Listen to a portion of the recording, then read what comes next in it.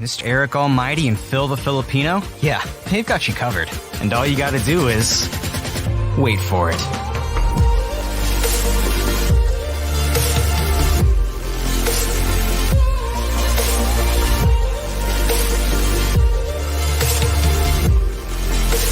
This is the Wait For It podcast. Hey, what's going on, everybody? Welcome back to our third ever live stream here on the Wait For It podcast. It's been a while. We admittedly kind of got a little behind on this, but also we were kind of thinking like, what is really reviewable that's worthy of going up here on YouTube. So, Eric, it's good to be back here with you on YouTube. Again, we said at the beginning of the year, we're going to try and get more active on this, and then we just didn't. So I'm glad to be back here. We saw Black Widow last night, and rather than wait a few days to talk about our thoughts on the movie, we figured we'll let people know here tonight. That way they can decide whether or not they want to see it this weekend. Yeah, and doing this is never any less cool. So this is always different. It's out of the norm for us. That intro, for example, is always cool to see visually. So yeah, I'm excited to do this, and we're going to be keeping things spoiler free. So we'll definitely be tiptoeing that line on this particular episode. But of course, we've gone both ways. It really just depends, right? So I think a lot of people are still on the fence about Black Widow, and I think that's why we decided to go the spoiler free route, because there's a lot of people out there that are still wondering whether they should actually watch this movie. Yeah, of course it is in theaters, but you can also pay the premium price on Disney Plus. So, people I think are wondering if it's worth their money. I know people are anxious to kind of get back out there and go to the movies. So, is this the one where you finally get out there and, expose yourself to that experience once again? Of course, guys, for those of you that have been listening for a while, of course, we are the Wait For It podcast, a pop culture show where we cover movies, television, anime, and literally everything in between. If you are brand new here, welcome. I promise you there is something here for everybody. We are primarily a podcast, so we don't typically do these live streams as much. So check out our podcast library. You can find our link in the show notes where you can find all of our content. So, Eric, for anybody that has never been around for one of our movie reviews, kind of let them know how this works, and then we'll get right into it. Yeah, so we pretty much keep it simple here at the Wait For It podcast. So we go into our likes, our dislikes, overall thoughts, and then, of course, because we're reviewing a movie, it's going to have to get a grade. So we're going to be giving that as well. And if you guys are really wanting to hear our spoiler thoughts on this, let us know. You never know. We could throw out some more bonus content out there. But this will be just strictly spoiler free. And again, we're going to try to tiptoe that line as much as we possibly can. But a very simple concept here. And Phil, I think we're probably just going to get right into it, right? So let's get started on likes. And I'm going to throw it your way first. Yeah, and for any of you that are, are unfamiliar, kind of where this movie falls in the timeline when it comes to the MCU, it takes place between the events of Captain America: Civil War and Avengers: Infinity War. So it kind of fills in the gap as far as what Natasha was up to for those few months or years, however long it was. We're not really 100% sure. Now, Eric, that going into this, I think we both were kind of apprehensive going into it, not really sure what to expect, not super excited to see a Black Widow movie in 2021 for a character. Of course, there are going to be spoilers for the other Marvel movies in this. So, here we go. Of course, a character that is now no longer in the MCU who was killed off. Whoa. Pump the brakes there. I know. So sorry to spoil that for you. So a character that is no longer at the MCU, of course, she was killed off in Avengers Endgame on Vormir. And, we were kind of wondering, okay, we're going to get this movie now. And, it has come with a year of delays as well because of the pandemic. Disney really wanted this thing to be in theaters and seen as the spectacle as, Marvel movies usually are. So I didn't really know what to expect going into it. My expectations were tempered, and maybe that's why I came out pleasantly surprised. Eric, I know two things we're going to talk about that we agree with. So I'll take one and I'll let you take the other. So I'll point out Florence Pugh, who going into it, I had heard that she was really a standout in this film, and she plays Yelena Belova, who is Natasha's essentially Red Room's sister. I guess that's how you can put it. Of course, we know about Natasha and Black, slash Black Widow's past with the Red Room and how they make the widows. So Florence Pugh was excellent, and it didn't. I guess we really shouldn't have been too surprised. I mean, she's great in everything that she has done thus far. She is really, really gaining a lot of popularity. I think she won an award for, what was the name of the Midsummer? I think it was the movie that she won an award for. So, she was excellent in that. So, getting her in this is really, really big as far as the implications of what that means. So Florence Pugh, as far as, the action scenes, killed it, but her comedy was something that I did not expect. She was incredibly funny and very likable. I think she was the highlight of the movie. Like, I'm super excited to see more of her, and I think that we get hints that there will be more of her to come. So that's very exciting. One other person that was really, really good, David Harbour was awesome in the movie. I thought he did a really good job with the role he was given. It was the funny muscle in the movie. Like, that's kind of what he's portrayed in the trailers. Rachel Weisz was also really good. And Scarlett Johansson did what she always does. She got to be a little bit more comedic to a point, and just as much of a badass as we know her to be. So I thought casting-wise, for the hero side of things, it was very well done. Yeah, let me ask you this, Eric. So, of course, with you being a fan of Stranger Things, does he also have like these comedic chops and delivery in that as well, or is he like a totally different character? No, he's very funny. He's a very funny guy. I think they were trying to go for that for Hellboy. I honestly did not watch it because I knew it wasn't going to be good, but I think that's what they were going for when they casted him in that role. So I'm glad to see he got some shine here. Yeah, it's good to know. He was excellent as well, as with his characters. So, yeah, Florence Pugh, David Harbour, really, really great. It's going to have, as far as the Marvel fanfare, it has its, it's going to have some solid action scenes. It's a story that seems a little inconsequential in the grand scheme of things, but it's very important to Natasha, which is what I tried to remind myself of. So what did you think of the story overall? I think it's a little difficult to kind of put a finger on it because we just walked out of all of these movies and these shows that are very like supernatural, that are very, very wide ranging as far as what they're doing. I mean, for God's sake, the next Doctor Strange movie is called The Multiverse of Madness. That gives you an idea of where the MCU is going to and where it kind of is at the moment. This movie, for better or worse, feels like it's about 4 or 5 years too late. But Phil, I liked what you really said when we walked out of the theaters. We didn't get to talk very much about it, but you went ahead and said something along the lines of this movie was much better than it had any right being. And I thought that was a good way to kind of describe it. I enjoyed the movie. There were a lot of good things about it, but it definitely felt like it was late to the party.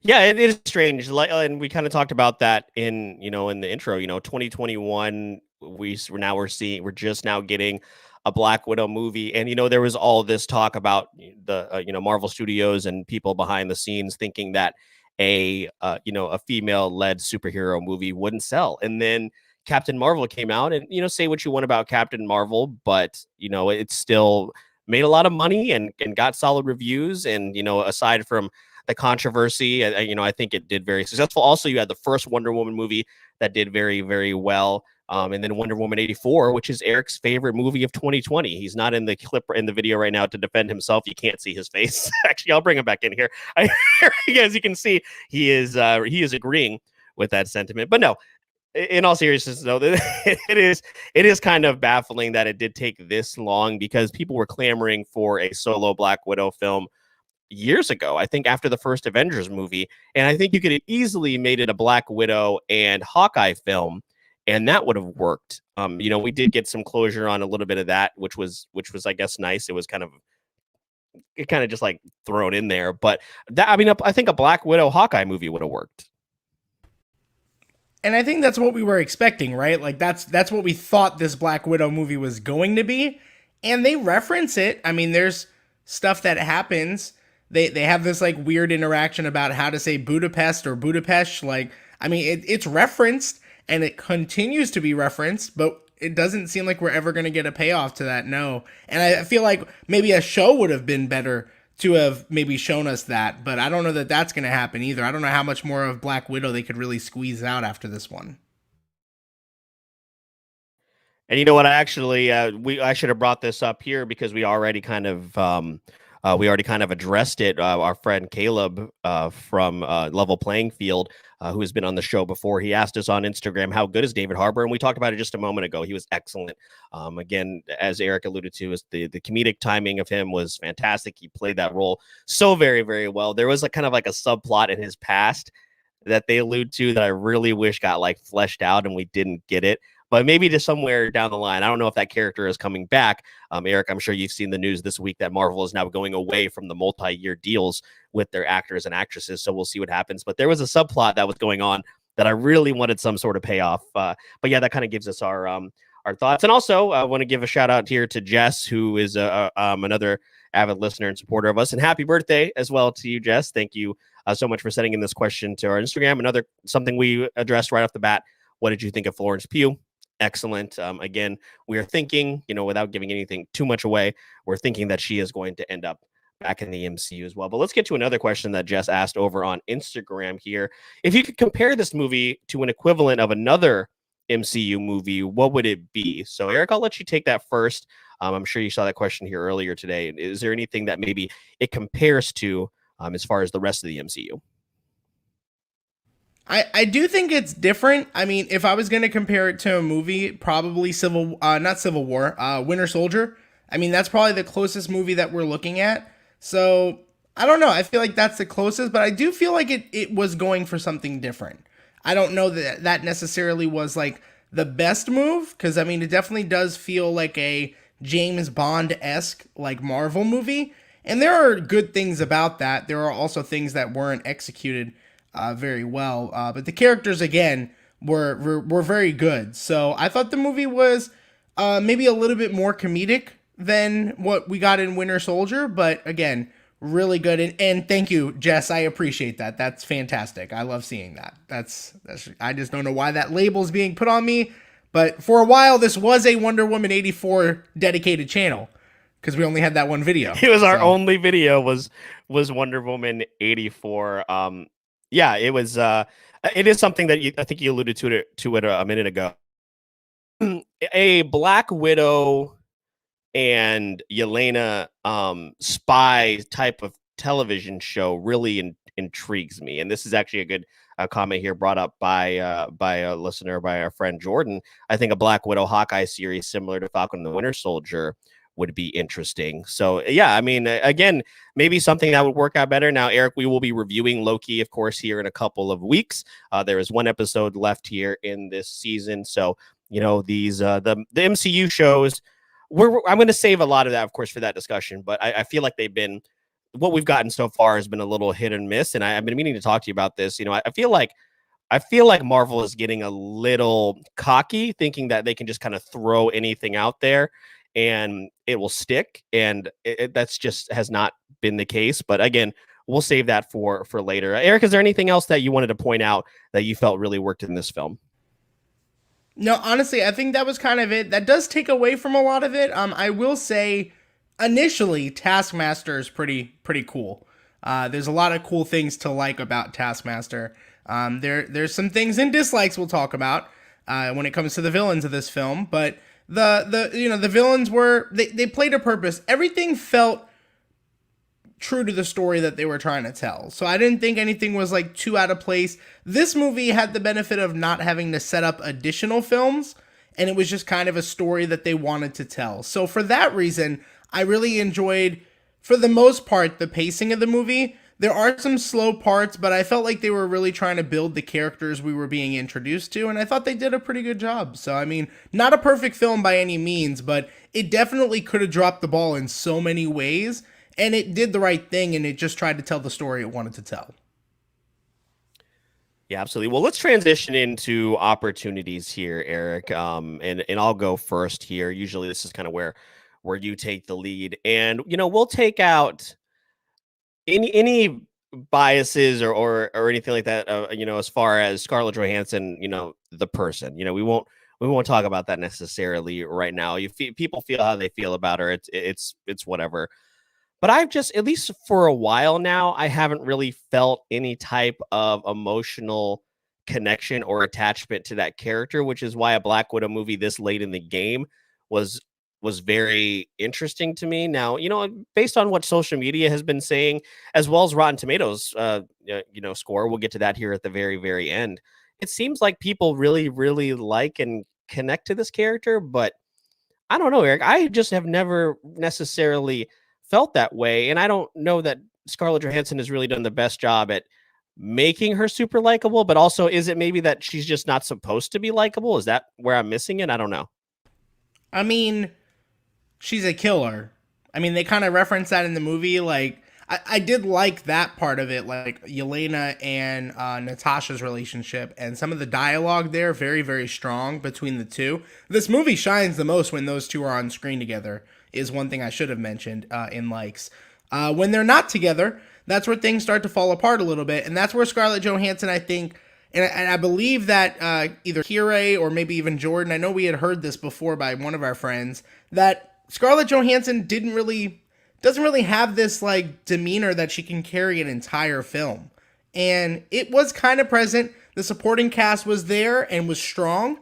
If that supporting cast wasn't as strong, do I think Scarlett Johansson could have led the film on her own? Probably not, no. And that in itself is kind of like a dislike, because I do agree with you. She's not very relatable, because again, at the end of the day, she was kind of like forced into this life to a point, and then she escaped it. I don't know. It was just a little, I don't know. There's just a disconnect with Black Widow and that character's origin story. I just don't think it all adds up for the general audience.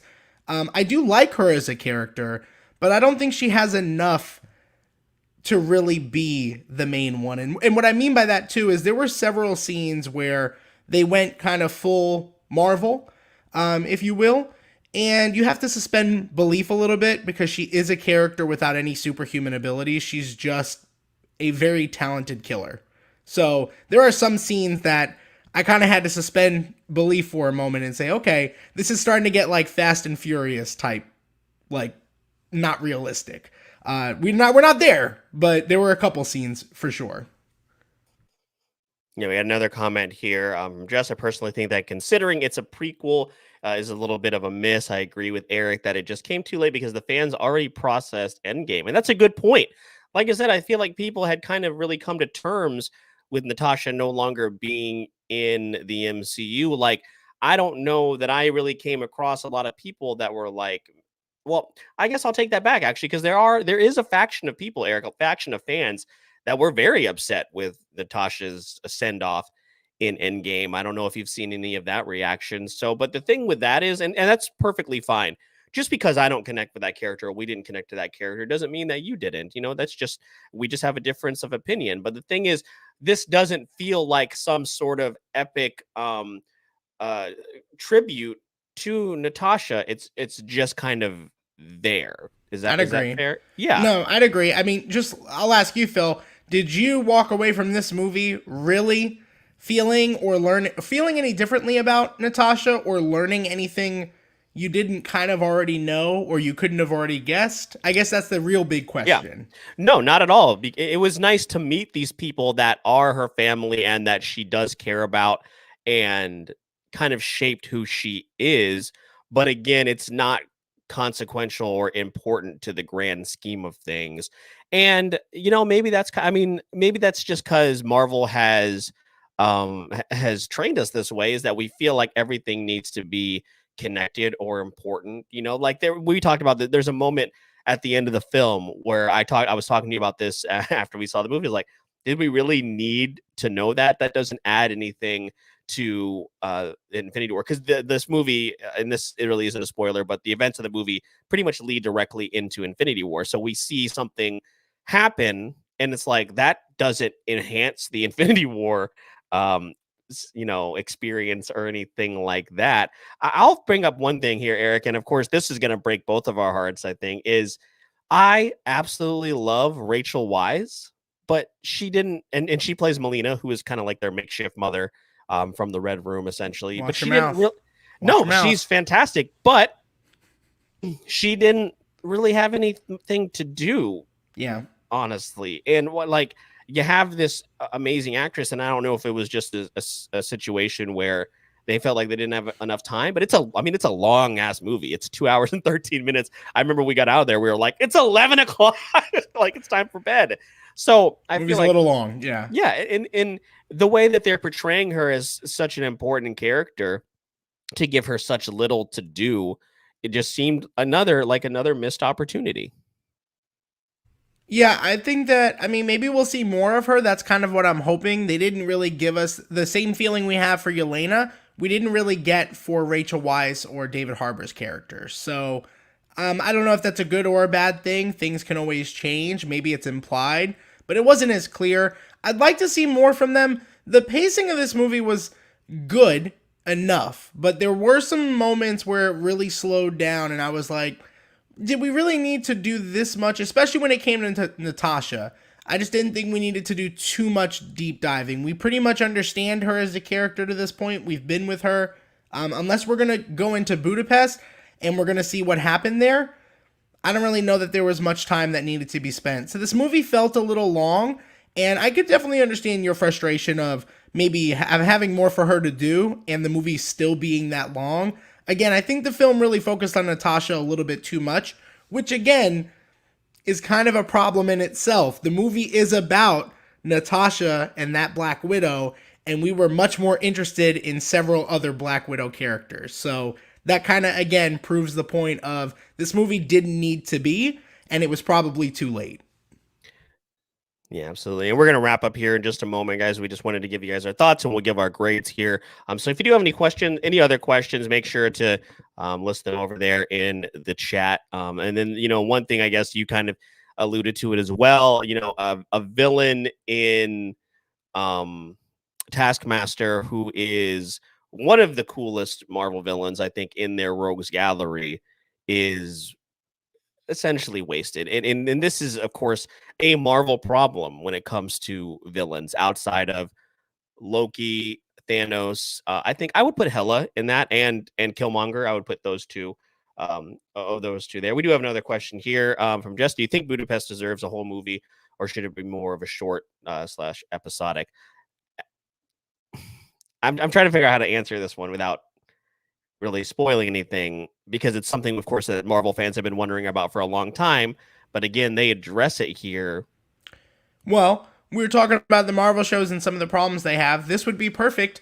One episode where they completely go off script on Hawkeye, on the Hawkeye series, and they just do a Budapest episode. And they bring Scarlett Johansson back for that. Because they're going to do it anyway. We've seen it in Loki, Falcon and the Winter Soldier, to a point, WandaVision. Like, they always have that one episode that's just like, this is stuff that just happens. This is just like a bunch of context. Here you go, in your face, a whole episode worth. I think that would make a lot of sense, but I don't know that Marvel's going to do that. Yeah, I don't think it would happen. I would certainly watch it because the revelation that we do get is certainly something that would be worth exploring. But yeah, as I was saying about Taskmaster, again, a villain that's gotten a little bit of shine here as well because of the Marvel video game, which certainly has its misses, but the fight as far as or the character Taskmaster in the game is pretty interesting. But yeah, a missed opportunity, I would say, is how I would explain that. Also, a twist that is not very well hidden. I don't know, Eric, how you felt about that, but you and I think both figured that out pretty early on.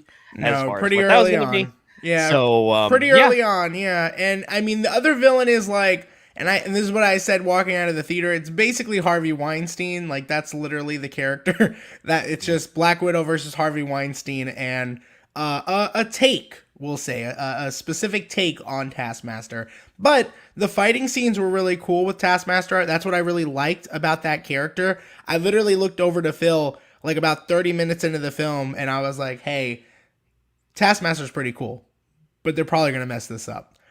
And I don't want to say they messed it up completely, but Phil, you made a good point. This is another example of them using a big villain kind of like as a henchman, almost. It reminds me a lot of Bane. of Bane. Exactly, you took it right out of my mouth. Bane in The Dark Knight Rises. That's pretty much what Taskmaster is, with just a twist that you can see coming a mile away. Right. Again, missed opportunity. And listen, the if you're going to explore the ideology and Natasha's backstory, because it's very tragic, it definitely is, because it gets very serious in some of these points, like we're essentially getting into and trigger warnings type of stuff where with like human trafficking and what's the word, and grooming and stuff like that. That's essentially what they're doing. If you're going to do that, and if you're going to tell that story, then go all in on it. Just do it. I think we're at a point now where you can tell stories like this, even if they are a little bit darker. But they kind of like are half in and half out. And again, another villain, two villains here that really just kind of missed the mark. I'm not sure why they keep shoehorning Secretary Ross into Marvel movies.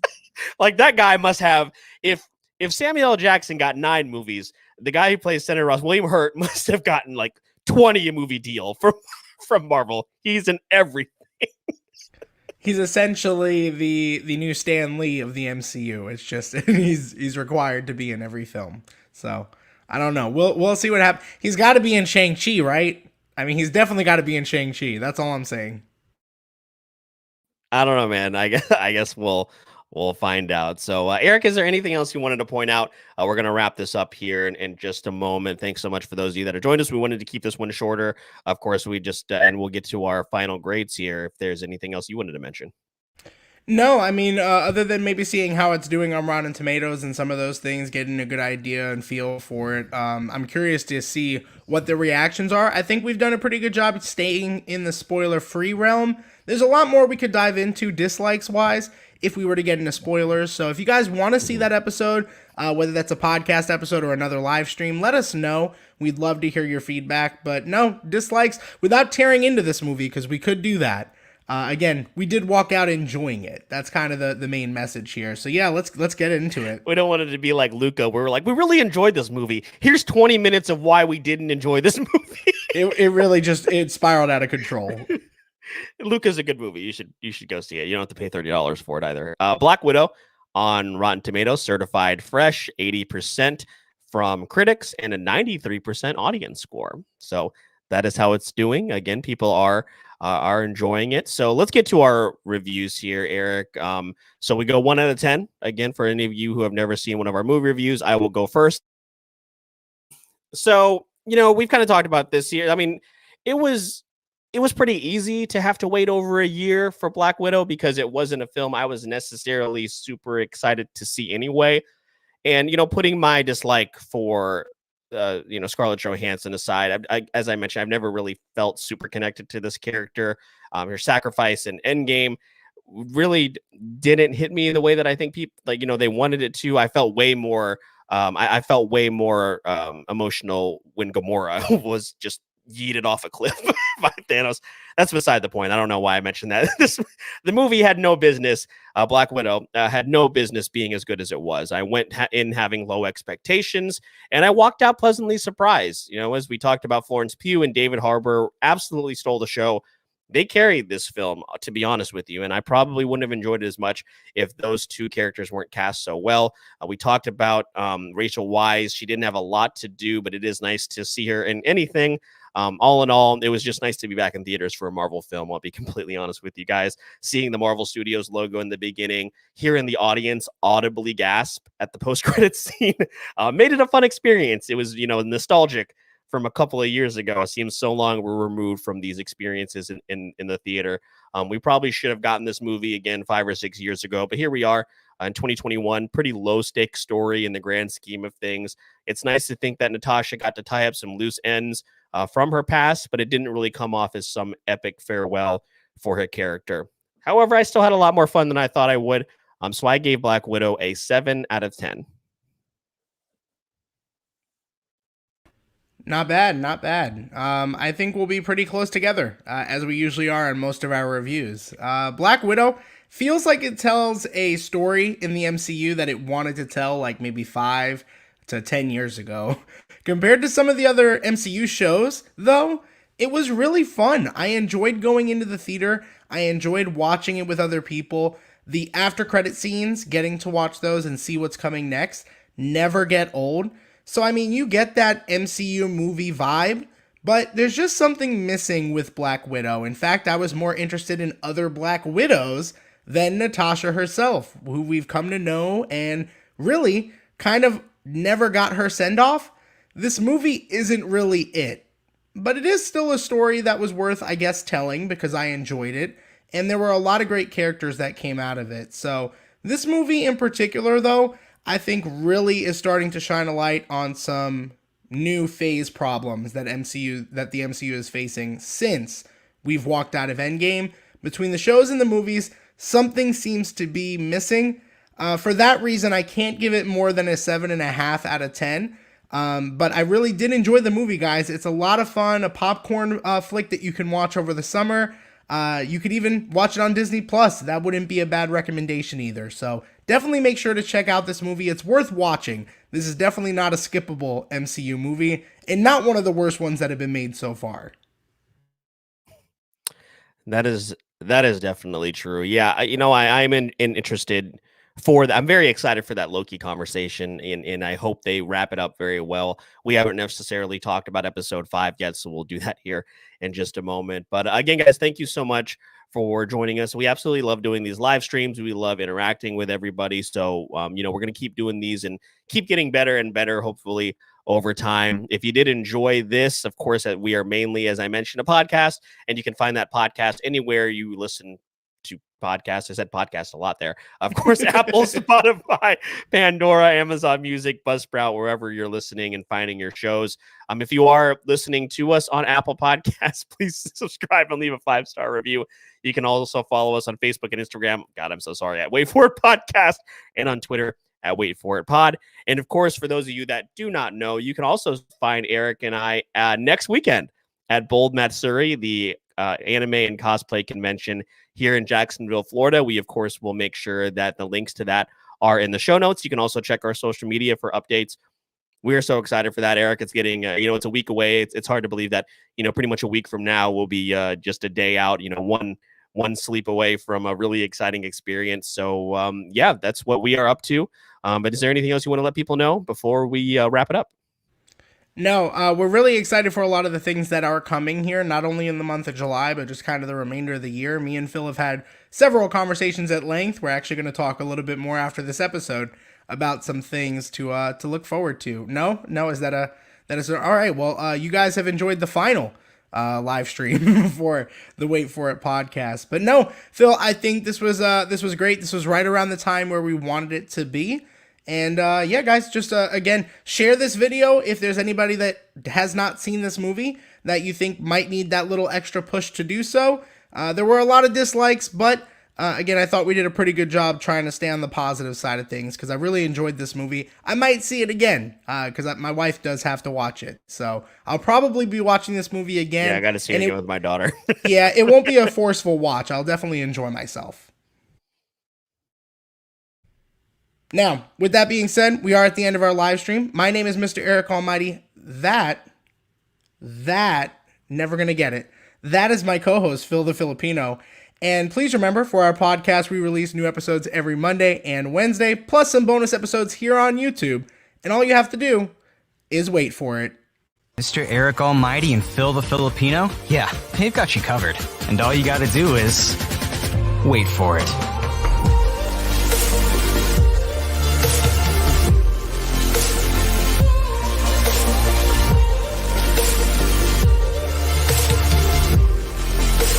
This is the Wait For It podcast.